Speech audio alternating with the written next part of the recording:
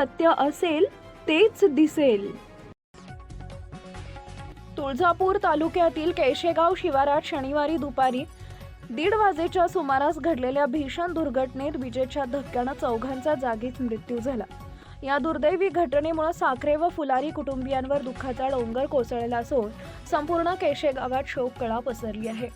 मिळालेल्या प्राथमिक माहितीनुसार केशेगाव येथील शेतकरी नागनाथ साखरे यांच्या शेतातील विंधन विहिरीतील पंप काढण्यासाठी काशिम कोंडूलाल फुलारी यांची कप्पी क्रेन लावण्यात आली होती.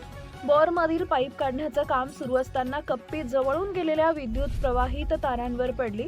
त्यामुळे झालेल्या तीव्र विद्युत धक्क्यानं कप्पीजवळ उभे असलेले चौघेही जागीच ठार झाले.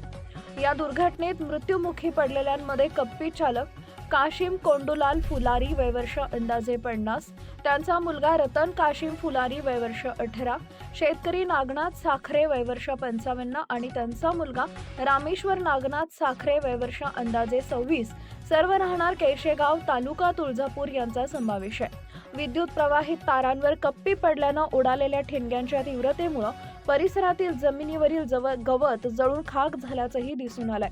घटनेची माहिती मिळताच नळदुर्ग पोलीस ठाण्याच्या अधिकाऱ्यांनी घटनास्थळी भेट देऊन पंचनामा केला असून पुढील तपास व कायदेशीर सोपस्कार सुरू असल्याचं सांगण्यात आलंय. Subscribe now and press the bell icon. Never miss an update.